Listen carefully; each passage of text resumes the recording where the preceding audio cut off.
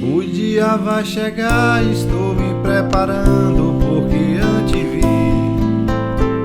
num livro que lhe empresto e você não aceita a verdade ali. Existe tanta gente por aí, as tantas sem se definir. A hora da balança, o peso não alcança o que deve atingir. Ei, homem de Deus, acorde, é tempo ainda, eis que teu tempo ainda faz uma oração. Ei, homem de Deus, deixa a incoerência em sua conferência, fale de perdão. Quem você não conhece é quem vai conferir se você passa ou não. Esqueça o seu padrinho, pois lá não tem carta de apresentação.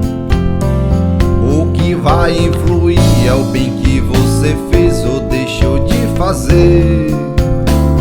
Existe em cada instante um livro importante e você não quer ler. Ei, homem de Deus, acorde, é tempo ainda, eis que teu tempo ainda faz uma oração. Ei, homem de Deus, deixa a incoerência em sua conferência, fale de perdão. Quem sabe se o juiz não foi alvo de risos quando aqui passou, sofrendo a indiferença, pagando tributos da classe ou da cor. Quem sabe se você não vai se ver chorando, mas tirando a dor. E implora baixinho aquela mesma ajuda que você negou. A vida é uma escola onde viver é o livro e o tempo é o professor. Aonde alguns são sábios, porém até hoje ninguém se formou. A única certeza é que o dia do certo já está pra vir. Prepare sua alma, pois na hora certa você vai ouvir o som do instrumento que não se afina ao diapasão. Virá anunciando sem segundo aviso a hora da razão. Estou me preparando, estou lhe aconselhando porque quero ir. Você se nega a ler, erroneamente crê que a vida é só aqui.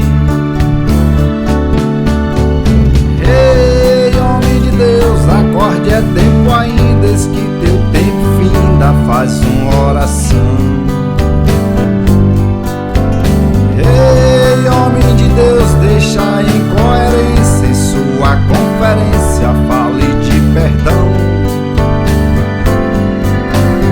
Ei, homem de Deus, acorde, é tempo ainda, eis que teu tempo finda, faz uma oração. Ei, homem de Deus, deixa a incoerência em sua conferência, fale de perdão.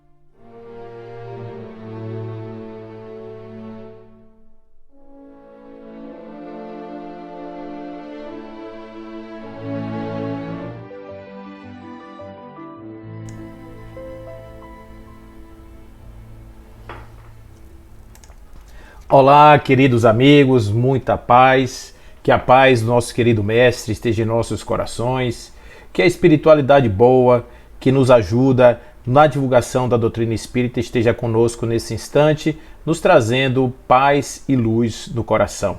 Espero que todos estejam bem.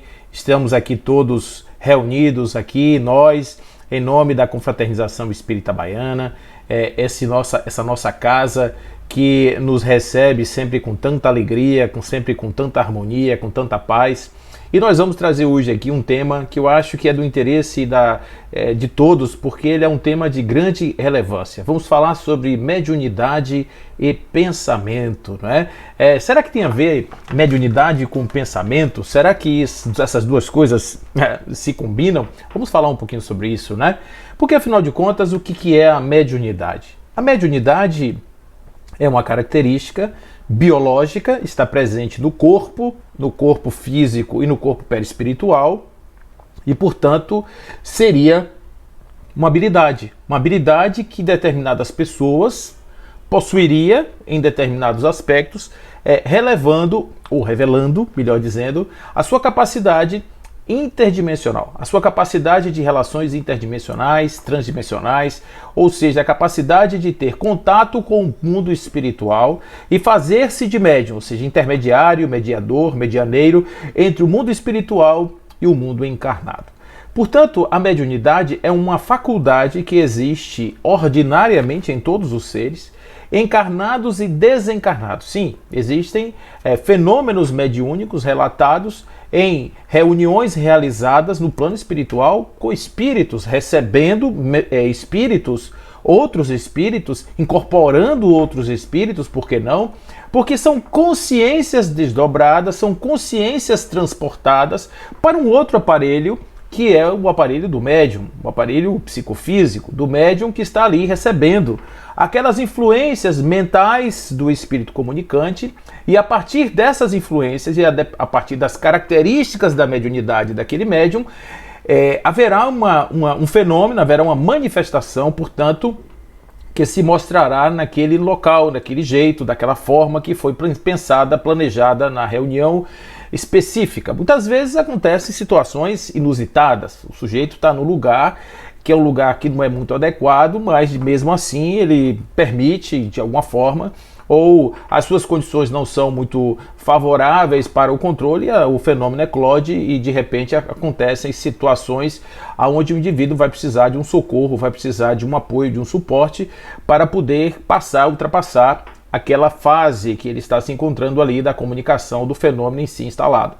Mas para isso é preciso compreender que todo esse processo que aconteceu, diferentemente da ideia popular que se criou a respeito disso, que os espíritos, em verdade, eles não entram no corpo do médium, eles não se apossam do corpo do médium, eles apenas, através de uma confluência perispiritual, eles fazem a transmutação, eles fazem a transmigração de ideias de um lado para o outro, permitindo que o acesso ao sistema nervoso do médium, o sistema motor, o sistema sensório do médium possam se transformar em manifestações da comunicação desejada. Portanto, são pensamentos que fluem nas duas direções, são sintonias que se estabelecem entre esses pares que estão se comunicando para que a comunicação se dê de forma ordenada. Se o médium não estiver na mesma capacidade, vamos dizer assim, vibratória do espírito comunicante, dificilmente essa comunicação vai se dar, a não ser que existam aí outras influências no processo que possam auxiliar a comunicação, quando principalmente o espírito comunicante está numa situação muito deplorável e que aí, claro, pela misericórdia divina, determinados aparelhos mediúnicos são capazes de captar essas mensagens, mesmo que o espírito esteja em uma situação muito diferente daquela do médium. Mesmo assim, existe a possibilidade dessa comunicação fluir, dessa comunicação se dar sem maiores problemas. Porque a mediunidade é uma situação, é uma característica que tem a ver com o nosso processo mental, com o nosso processo de pensamento, e a partir daí a gente começa a imaginar com os nossos irmãos invisíveis. O que eles nos dizem com relação a isso, sobretudo André Luiz na sua obra, nos domínios da mediunidade, nós vamos ter lá que mediunidade inclui ou possui ou tem no seu processo sintonia e filtragem, né? São duas coisas que a gente tem que entender que vão acontecer. A sintonia no sentido da capacidade de conexão desses espíritos, e a filtragem no sentido de algo que faz com que a comunicação do espírito comunicante, passando pelo aparelho psicofísico do médium, ela sofra uma alteração, em parte, né, que a gente espera que não seja de forma e conteúdo, mas que de algo existe uma transformação, de algo existe uma transmutação nessa comunicação que faz com que ela seja aquilo que nós percebemos. Portanto, nos domínios da mediunidade, nós vamos ver lá, cada espírito vive entre as forças com as quais se combina, transmitindo-as segundo as concepções que lhe caracterizam o modo de ser. Mediunidade, portanto, é permuta de pensamento entre as criaturas de forma conscienciosa ou não, por meio de uma sintonia mental. Então, essa ideia que nós temos a respeito dessa sintonia mental que existe entre o médium e o espírito comunicante faz com que nós voltemos o pensamento para a capacidade mental do médium, a qualidade mental do médium, que vai fazer toda a diferença no processo da comunicação. Portanto, olhar a qualidade dos valores mentais, dos pensamentos do médium, é algo importante para valorar a experiência mediúnica, para dar-lhe um peso de melhor qualidade, um peso de melhor apreciação, um peso de maior credibilidade. Tem tudo a ver com as condições do médium. Médiuns que estão se esforçando, que estão trabalhando na sua reforma, no seu trabalho de mudança nos seus modelos mentais, etc. Esses médiuns, provavelmente, eles têm mais condição de serem médiuns mais adequados para comunicações de melhor qualidade, de estarem em sintonia com espíritos de maior condição espiritual.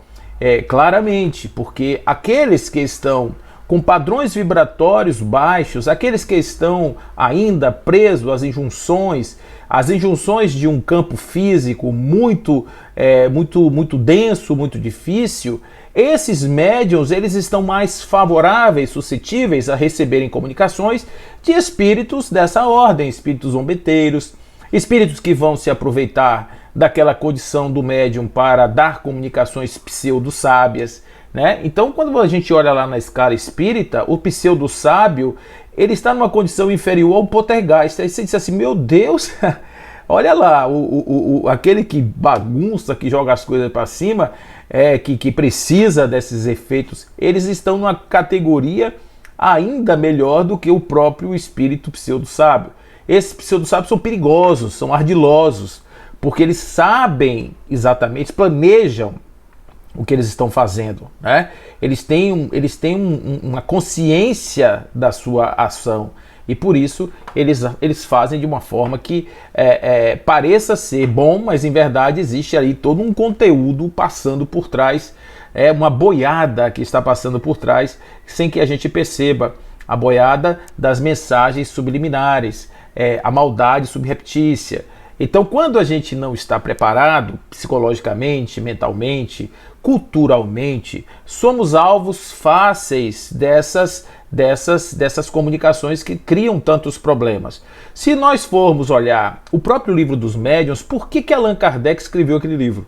Ele escreve aquele livro para os médiuns, é claro, por isso o livro dos médiuns. Mas mais para isso, quando ele fala das obsessões, ele fala de obsessões para médiuns. Ele não trata das obsessões de um modo geral. Ele trata, claro, você pode expandir o conceito da fascinação, da obsessão simples, da subjugação, possessão. Você pode expandir o conceito. Porém, aquele conceito que está ali exarado é para médiuns. E está falando de médiuns. Do tipo de obsessão que acometem, né, pelas quais são acometidos os médiuns. Os médiuns sofrem aquele tipo de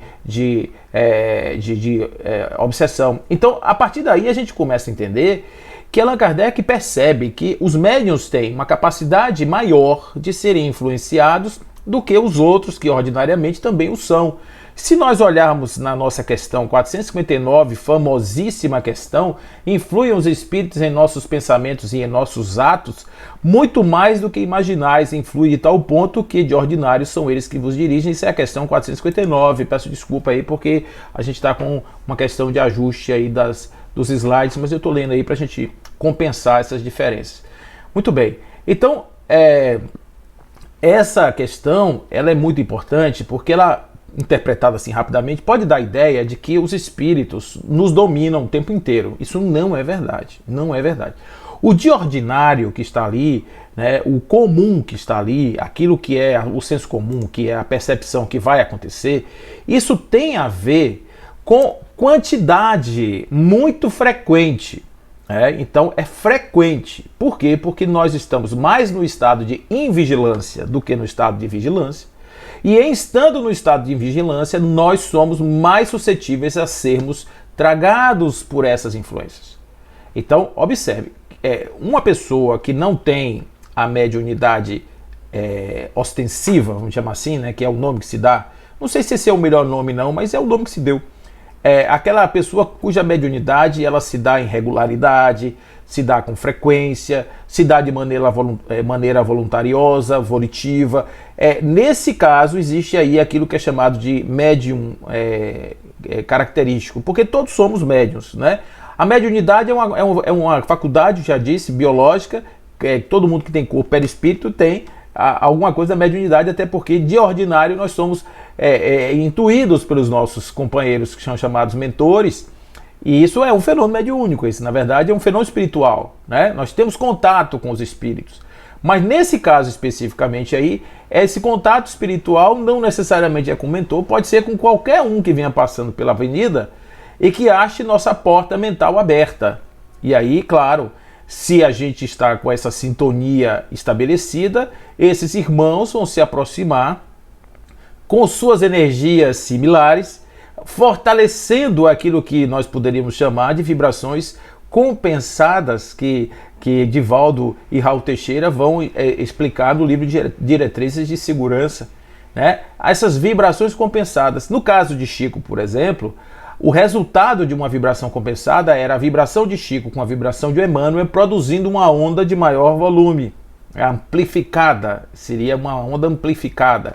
Havia uma compensação e uma qualidade melhor naquilo que era a expressão final, uma melhoria na comunicação. Não é nem Chico, não é nem Emmanuel, mas é uma comunicação de Chico e Emmanuel ali se mostrando.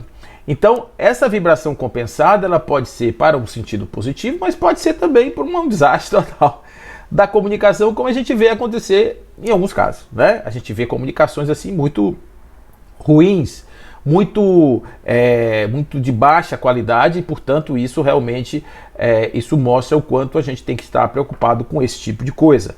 Indo além, nessa mesma direção, a mediunidade é uma faculdade natural a todos os seres humanos, como é a faculdade de respirar, independe da sua raça, religião, classe social e da moralidade do ser, que isso é uma coisa também que choca um pouco, né? A gente acha que os médiuns, de alguma forma, os médiuns são pessoas agraciadas por uma qualidade de mediunidade, porque eles são espíritos melhores, são pessoas... E alguns até se acham. Isso é que é o ponto, né? Muitas vezes o médium ele tem uma faculdade assim, bem exacerbada, e ele termina se transformando em um líder religioso, ele termina tendo um grande séquito de seguidores, e é muito um desastre, porque ali ele vai acumulando uma situação tal que em determinado momento é inevitável o seu fracasso no plano da existência, no plano material. A gente já viu muitas vezes isso acontecer, não é? Ordinariamente o médium que está fragilizado no seu ego, o médium que está fragilizado no seu orgulho, no seu egoísmo, ele é fatalmente uma vítima desse tipo de coisa. Quanto maior é a sua faculdade mediúnica expressa, maiores as chances do endeusamento, dele se sentir diferente, dele se sentir especial, de se tornar alguém até antissocial, alguém que não consegue ter relacionamentos humanos mais frequentes e até mais fraternais. Ele pode ser até uma pessoa que faça o bem, Pode, por uma contingência, mas a sua condição mental individual não necessariamente é de uma boa qualidade. Ele pode até dar comunicações em determinados momentos e outros momentos não dá. E aí é que vem justamente o grande espaço que já aconteceu muitas vezes, inclusive com médiuns famosos, médiuns que tinham uma mediunidade inequívoca e, no entanto, em determinados momentos foram pegos em fraudes. Por que eles foram pegos em fraudes? É porque justamente a mediunidade, Allan Kardec deixa isso bem claro, não pode ser vendida porque ela não é um produto. Ela não é um produto, não é um relógio que você acha na rua e vende. Ela não é uma barra de ouro, uma mina de ouro, de diamantes que você vai ter lá, você olha para as paredes, tem lá os diamantes, você vai retirando os diamantes e vai vendendo. Não é assim. Simplesmente porque ela é como um bom serviço espiritual, ela é cedida na medida em que ela é produzida, vamos dizer assim.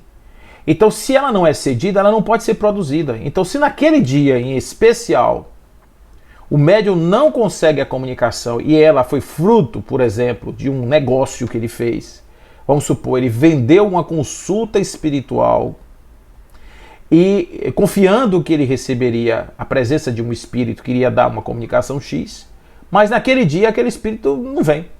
A comunicação não se dá, por algum motivo, não se dá. Então o que ele vai fazer com o seu consulente? O que ele vai fazer com o seu cliente? Ele vai mistificar. Ele pode mistificar, melhor dizendo. Ele pode até dizer para o cliente, o caixa hoje está quebrado, deu um problema no sistema, uma pane na comunicação, a internet caiu. Ele pode dar uma justificativa e não fazer se ele tiver muita hombridade. Mas se ele não quiser passar vergonha, se ele tiver ainda aquela coisa do orgulho, não tiver uma humildade no sentido de reconhecer que a mediunidade não lhe pertence, ele vai criar o embuste, ele vai criar ali a mistificação.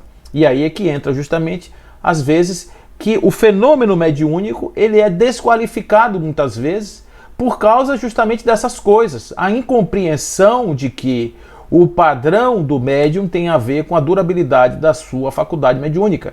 Porque a faculdade mediúnica não foi entregue ao médium para que ele possa vender. Não foi entregue ao médium para que ele possa se valorizar. Ao contrário, na grande maioria das vezes, os médiums, esses médiums especiais, eles são criaturas de débitos grandiosos com o seu passado. E, portanto, recebem a mediunidade como uma faculdade que vai lhes permitir o aclaramento das ideias e a possibilidade de servir independentemente da sua condição social financeira. Porque um médium que se coloca a serviço, ele pode atender debaixo de uma árvore, ele pode atender na sua tapera, ele pode atender na sua casa humilde, sem nenhum problema. Ele não precisa se aposentar, tirar na loteria, construir um prédio enorme. Não, ele já é o serviço.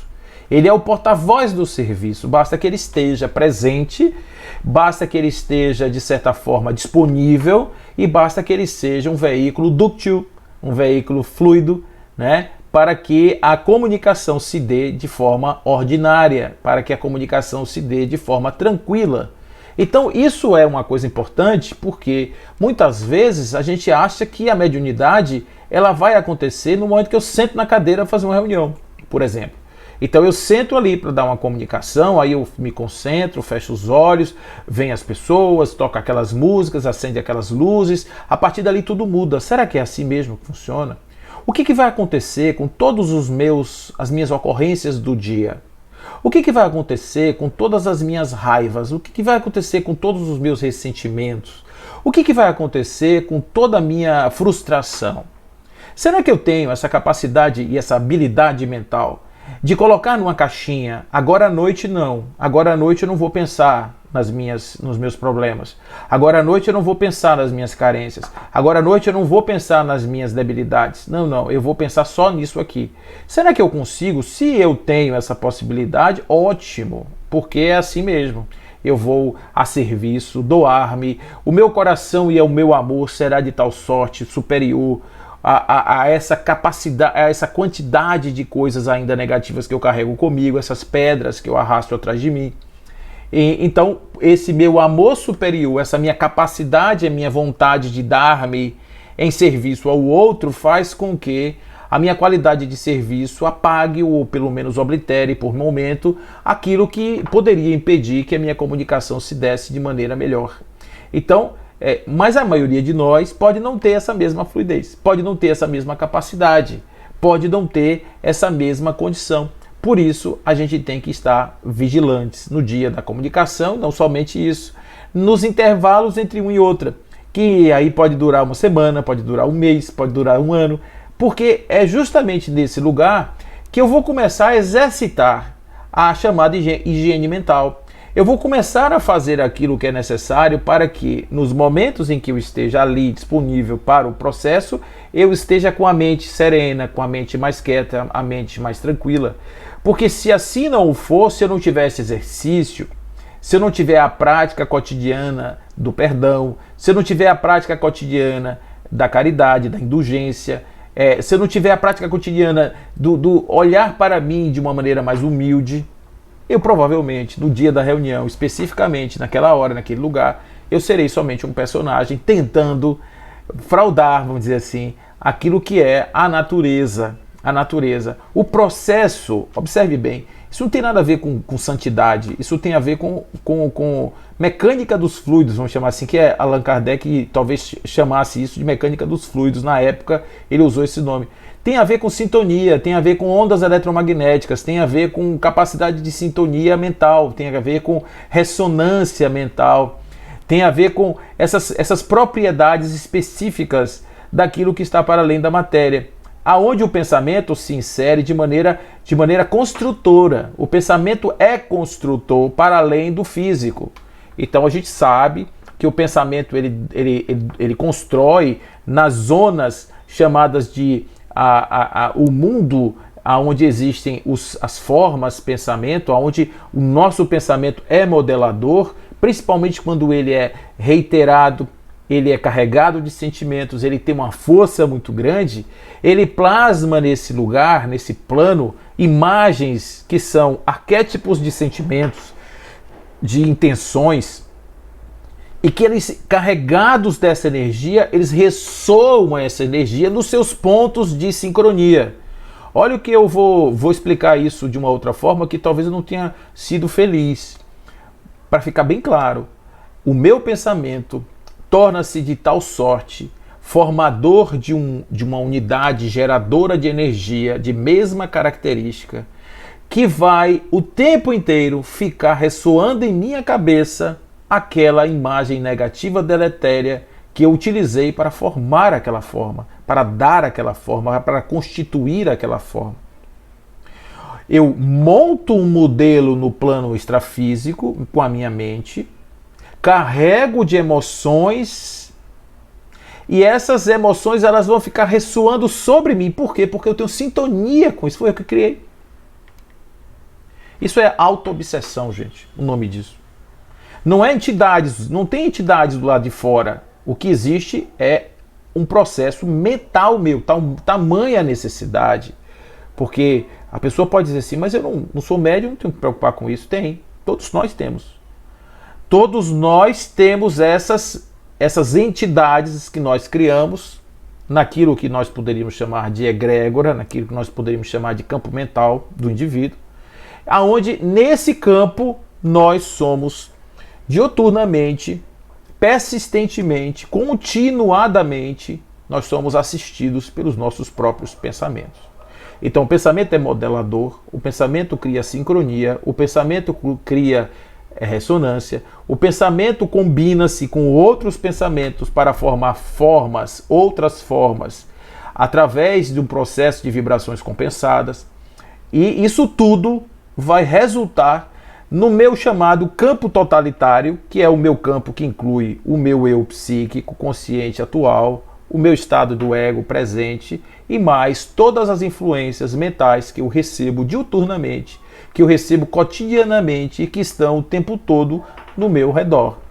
Em lugares especiais, nós somos levados a nos sentir de uma forma melhor, nos sentirmos mais leves. Por quê?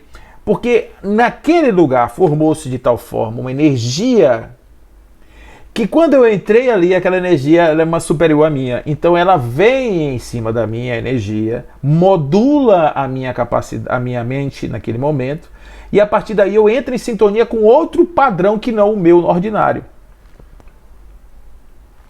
Quando eu saio daquele ambiente, se eu não mantiver a mesma capacidade, o mesmo fluxo mental, eu estarei agora sob a égide daqueles mesmos elementos que eu criei e que são os que fazem ressoar e que fazem reverberar em mim aquelas energias deletérias que eu carrego durante todo o dia.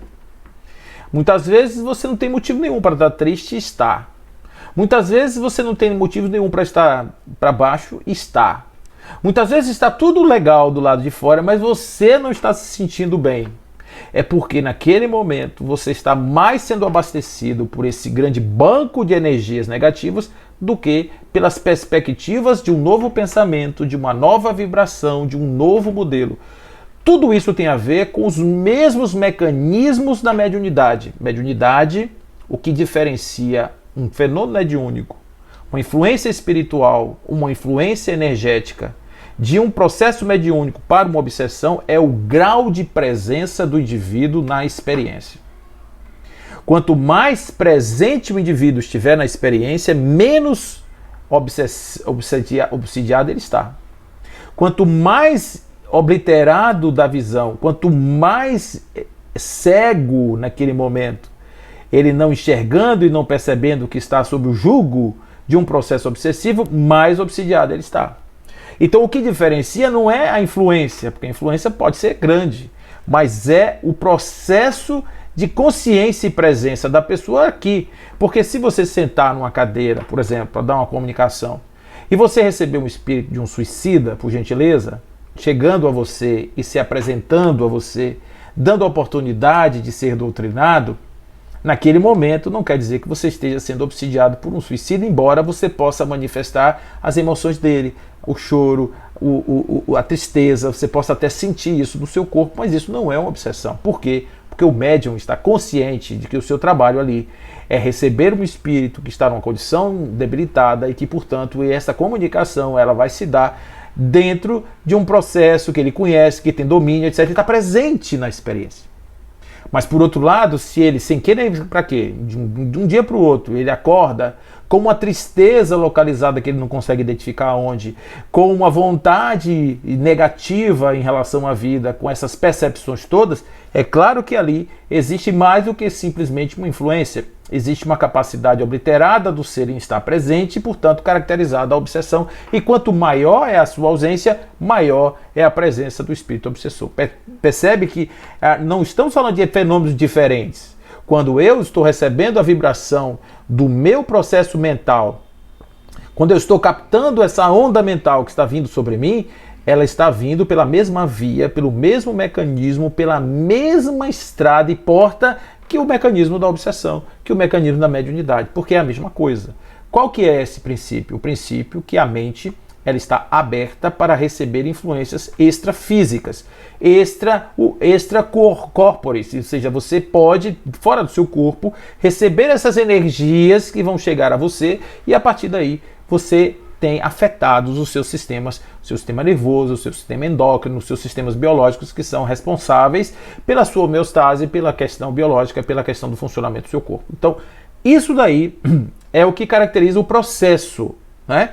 Agora, o que está por trás de tudo isso? Que matriz é que está por trás de tudo isso? O que está a matriz é o pensamento, é o sentimento, é a qualidade desse pensar e desse sentir. Por esse motivo, o nosso querido André Luiz vai dizer que o pensamento é tão importante para a mediunidade quanto o leito é importante para o rio nos domínios da mediunidade. Ele vai dizer isso para a gente. Então, tão importante quanto o leito para o rio é o pensamento para a mediunidade, porque é através desse viés, dessa frequência, dessa vibração, é que o pensamento, que a comunicação vai fluir, mas abrindo portas mais suscetíveis. Por exemplo, uma coisa que pode acontecer no processo de uma comunicação é a comunicação abrir gatilhos, disparar gatilhos mentais do próprio médium. Isso pode acontecer, claro, sem que o médium necessariamente seja uma pessoa complexa, uma pessoa complicada, uma pessoa de difícil resolução, uma pessoa que esteja imbricada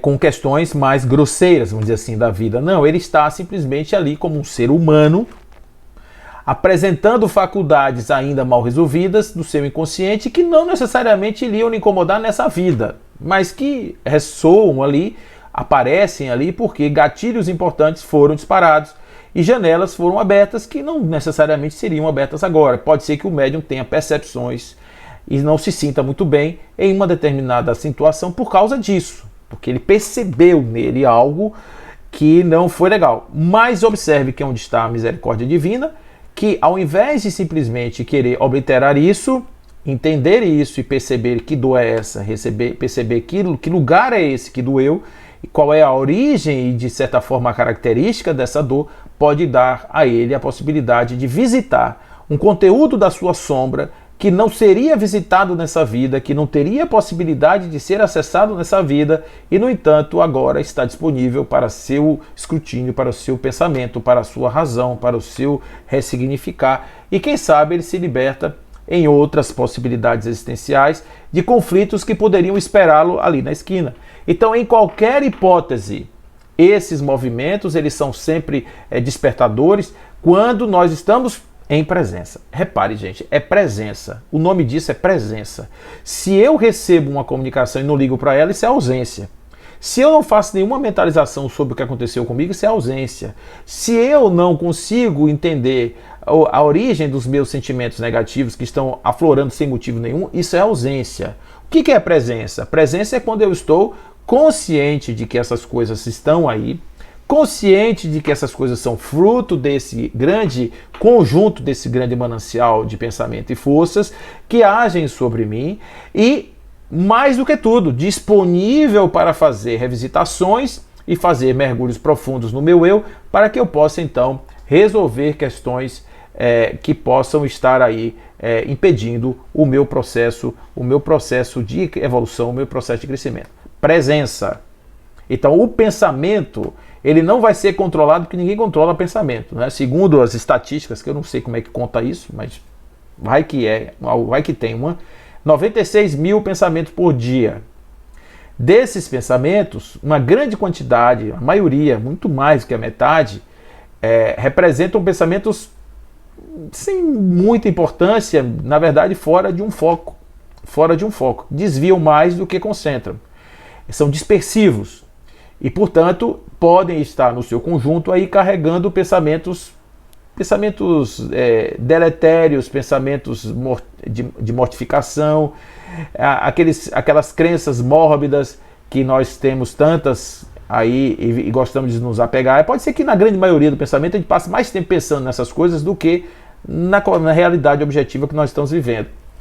Mas isso daí é só para dizer que a mente, que é um macaco louco que pula de galho em galho, não está disponível para ser controlada porque não é algo que eu toco, não são fichas de um arquivo que eu manipulo.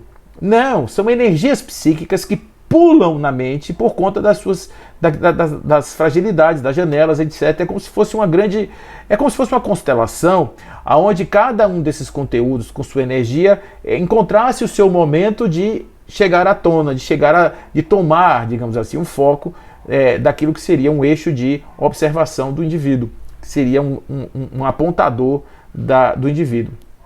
Então, nesse dia a dia, esquece controlar o pensamento, esquece achar que você vai conseguir simplesmente chegar num determinado momento para o outro e fazer isso. Como é que você faz isso?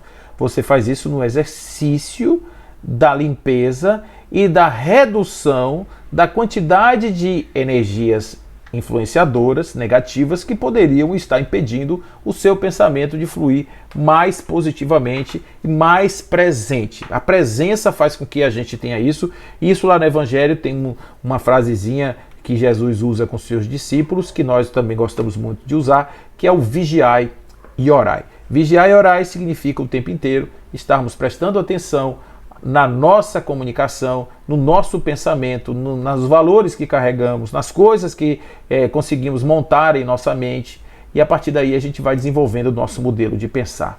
Erasto e Timóteo, no livro dos Médiuns, capítulo 19, no item 225, eles trazem o seguinte: qualquer que seja a natureza dos médiuns escreventes, quer mecânicos ou semimecânicos, quer simplesmente intuitivos, não variam essencialmente os nossos processos de comunicação com eles.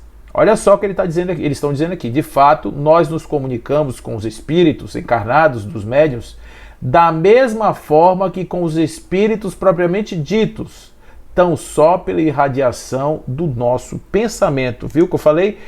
Espíritos também estão participando desse processo de transmigração mental, de transferência de influência mental, desses chamados dardos de psicotrons, né, que o pessoal gosta de botar nome bonito nas coisas. Eu gosto esse nome bonito, dardos de psicotrons, né, que seriam esses fluxos mentais que são enviados com conteúdos psíquicos carregados de emoção. São verdadeiros complexos sendo transmutados, transferidos de um indivíduo para o outro, fixando-se em áreas acessíveis pela mente que podem estar nos influenciando o tempo inteiro dentro daquilo que é a nossa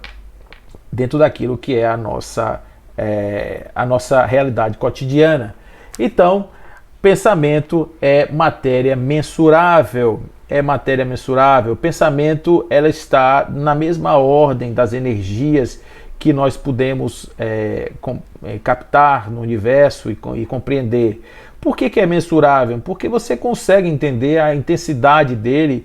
Por exemplo, se você colocar uma pessoa dentro de um equipamento sofisticado, de uma encefalografia, usando esses equipamentos sofisticados de hoje, né? A magnetoencefalografia, por exemplo, se você fizer isso, você consegue ver áreas do cérebro sendo inundadas de ativação quando o sujeito está em atividade mental.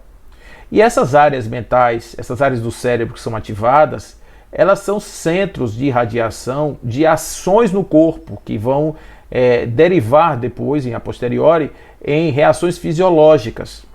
Então, a depender das áreas que estão sendo ativadas, o indivíduo vai ter um determinado tipo de comportamento, porque o cérebro é a última fronteira do espírito para com as ações do corpo, para com o corpo físico. Ele é quem toma conta disso. Então, basta que ele seja influenciado como um equipamento. Se você pega um equipamento e você ativa determinadas áreas dele, ele vai ter resultados diferentes. O cérebro não é diferente. O cérebro influenciado, ativado por essas ondas, ele vai produzir no corpo aquilo que é a somatização do conteúdo mental. Isso tudo bem, levantar um braço, levantar uma perna, caminhar, parar, sentar, essas coisas cotidianas, tudo bem. Mas as emoções também estão nesse mesmo lugar, porque as emoções estão ligadas ao sistema límbico, que é uma área cerebral também afetada por essa mesma condição do pensamento. Então, se você pensar do ponto de vista das reações mentais, aquela região ali da amígdala cortical, da ínsula, aquelas regiões mais centrais do cérebro responsáveis pelos primeiros movimentos de reação diante de uma perspectiva de risco, por exemplo, você vai ver que naquele momento em que chega naquele lugar essa impressão e que ativam essas áreas, o corpo começa a agir e tudo vai depender realmente do grau de percepção de risco que existe por essas estruturas. O que eu quero dizer é que depois que a suprarrenal ela foi ativada, que o sistema hipotálamo pituitário adrenal começou a funcionar, que o indivíduo entrou na zona de estresse, que começou a produzir todas as substâncias que vão ativar o seu corpo, muito provavelmente, depois que isso aconteceu, provavelmente ele vai ter menos controle cognitivo para poder zelar pelos seus atos, palavras,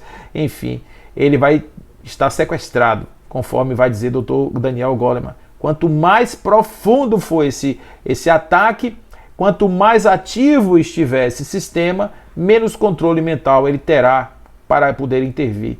Qual que é a possibilidade maior? É que antes que esse processo seja disparado, que o seu mecanismo mental inconsciente até, de preferência, esteja preparado para não dar muitos significados a determinados tipos de estímulos que virão, fazendo com que o mecanismo não seja ativado. Vou dar um exemplo claro para a gente ficar bem ciente do que nós estamos dizendo. Imagine que o sujeito ele tem uma baixa autoestima, por exemplo. Ele é uma pessoa que tem uma baixa autoestima, ele não consegue lidar bem com determinados tipos de frustração. E ele vai para um determinado lugar e a pessoa diz uma coisa que agride ele numa fragilidade que ele tem. Às vezes um complexo, uma coisa assim que ele acha que realmente não está bem resolvido na vida dele, e a pessoa justamente vai nesse lugar. Vamos supor, vou usar um exemplo meu, eu sou bem cabeçudo, né? Então a pessoa chama a pessoa lá de cabeçudo, cabeção. Ele se sente melindrado com isso e pega uma pedra no chão e joga na pessoa. O que aconteceu? Aconteceu que ele recebeu um estímulo que veio na sua área cerebral, no seu sistema límbico. É claro que em condições normais ele jamais pegaria uma pedra para jogar em alguém, porque isso é coisa de uma pessoa que não está no seu juízo perfeito. Mas olha o que aconteceu. No momento em que aquilo afetou e atingiu um sistema seu frágil, uma vulnerabilidade, que disparou nele um sistema de defesa, o primeiro ato instintivo seu foi atacar. Porque nós temos o ataque, a fuga ou a cessação de movimento. São três situações que podem acontecer: a paralisação absoluta, a fuga ou o ataque. Né? Então, nesse caso, ele atacou. Observe o que ele fez, ele não pensou. Quando ele viu o que ele tinha feito, ele já tinha jogado a pedra já atingiu outra pessoa e pode até matar. Isso acontece, ordinariamente a pessoa faz uma coisa, depois que vê, se arrepende. Por quê? Porque o impulso que chegou ali naquele lugar, uma forte emoção, né? O indivíduo foi movido por uma forte emoção que o levou a fazer aquilo lá. Então, isso daí acontece quando a gente está despreparado. Agora, quando o indivíduo já começa a entender que esse negócio que vem de lá, o sujeito me chamar de cabeçudo, cabeça grande, cabeça pequena, isso e aquilo, não muda o meu jeito de ser, não tem nenhum tipo de impacto na minha percepção, na minha autopercepção, eu não vou me importar com isso, de jeito nenhum. Você vai me chamar do jeito que você quiser, que eu não, como se diz na linguagem, né, eu não estou nem aí, isso não me atinge absolutamente. O sujeito vai chamar o outro de cabeçudo, ele vai dar risada, é isso mesmo, minha mãe errou e etc, eu não tive condição de ter outra possibilidade, enfim, né? Não tem, ninguém vai se importar, ele não vai se importar com isso, e portanto não vai pegar pedra nenhuma e não vai jogar no chão. Percebe o que aconteceu? Foi antes, não foi na hora, porque na hora ele não consegue conter. É isso que eu quero dizer. Se a gente não trabalhar antes, se a gente não fizer, não tiver a possibilidade de, antes de acontecer, a gente realmente fazer o nosso processo, a gente tem dificuldade de controlar isso a posteriori, principalmente nos momentos que a gente precisa mais dessa presença nesse lugar, né? Então vamos lá. Lises, lá em Nosso Lar, ele vai dizer o seguinte: quando numerosas almas se congregam no círculo de tal e qual ou qual atividade, seus pensamentos se entrelaçam, formando núcleos de força viva, através do qual cada um recebe seu quinhão de alegria ou sofrimento de vibração geral. Percebe, gente? Isso que eu estava falando mais cedo para vocês, é que essa vibração do ambiente, essa vibração, esses elementos que estão em volta de nós, eles não são criados por entidades do mal somente. São criados, sobretudo, pelo lugar que eu vivo, as energias que nós depositamos nesse lugar. Por isso é importantíssimo a gente vibrar bem dentro da nossa casa, a gente tentar manter um clima harmônico dentro da nosso lar, fazer uma higiene mental, trabalhar a amorosidade, trabalhar a fraternidade, trabalhar a indulgência, trabalhar o perdão, né, que são fortes candidatos para abrir janelas para as nossas vulnerabilidades, e a partir daí a nossa casa começa a ser um ponto de abastecimento positivo para as nossas energias mentais. Então, Emmanuel, ou Emmanuel, como a gente pode dizer, no seu livro Pensamento em Vida, ele diz assim: assinalamos todos nós os reflexos uns dos outros dentro da nossa relativa capacidade de assimilação. Ninguém permanece fora do movimento de permuta incessante. Respiramos no mundo das imagens que projetamos e recebemos. Refletem-se as criaturas reciprocamente na criação que reflete os objetivos do Criador. Tá certo, gente? Então é isso, para a gente não perder esse link. E aí vem a nossa querida Marlene Nobre e vai dizer o seguinte: as raízes da mediunidade estão ficadas no perispírito ou no corpo espiritual, possibilitando ao ser humano fazer uso de um sentido novo que lhe expande a capacidade de comunicação muito além dos sentidos corpóreos. No exercício dessa função, o perispírito precisa utilizar-se de estruturas neurológicas ou implementos sensíveis do cérebro físico. E aí ela vai citar a glândula pineal, fazendo coro aí com André Luiz em relação a esse ponto, tá certo? Então, dessa mesma maneira, essa nossa querida amiga vai dizer o seguinte: o conhecimento favorece a mensagem que o espírito quer divulgar, mas somente o conhecimento não basta. O médium precisa plantar bondade, ele tem que ser útil, pensar no que pode melhorar no mundo. Pequenas ações no dia a dia que sejam úteis a si mesmo e ao próximo. O amor e a sabedoria são as asas com que fazemos nosso voo definitivo em direção à perfeita comunhão com o Pai Celestial. Ela diz isso em uma palestra que ela proferiu no Centro Espírita Carre Schutel no ano de 2014. E assim sendo, a gente compreendendo o que significa o pensamento dentro do dia a dia e sobretudo na mediunidade, vamos zelar, vigiar, orar, para que essa atividade divina que foi concedida a todos nós seja realmente uma janela para o conhecimento da espiritualidade, para o conhecimento e ampliação das perspectivas sobre nós outros e, acima de tudo, para a melhoria da humanidade. Que fiquemos com Deus e que assim seja.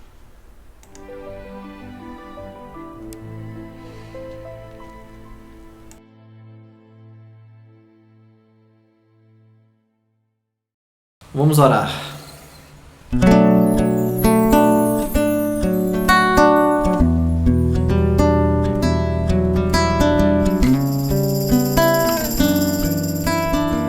A dor é uma bênção que Deus envia aos seus eleitos.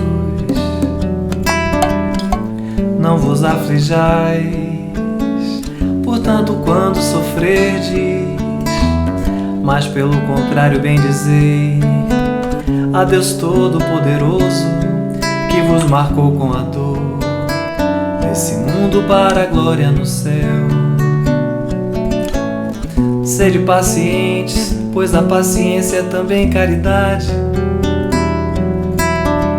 e deveis praticar a lei de caridade, ensinada pelo Cristo, a caridade que consiste em dar esmolas aos pobres é a mais fácil, mas existe uma outra mais penosa, consequentemente mais meritória, que é de perdoar os que Deus colocou em nossos caminhos para serem instrumentos dos nossos sofrimentos e submeterem à prova a nossa paciência todo dia, toda hora. A vida é difícil, bem eu sei, constituindo-se de mil bagatelas que são como alfinetadas e acabam por nos ferir. Mas é necessário olhar para os deveres que nos são impostos e para as consolações e compensações que obtemos. Então veremos que as bênçãos são mais numerosas do que as dores, e o fardo parece mais leve quando olhamos pro alto que pra terra. Coragem, amigos, Cristo é o vosso modelo. Sofreu mais que qualquer um de vós e nada tinha de que se acusar. Enquanto tendes a espiar o vosso passado e de fortalecer-vos para o futuro, para o futuro. Sede, pois, pacientes, sede, pois, cristãos, e guardai a palavra do Mestre bem dentro do seu coração. Sede, pois, pacientes, sede, pois, cristãos, e guardai a palavra do Mestre bem dentro do seu coração.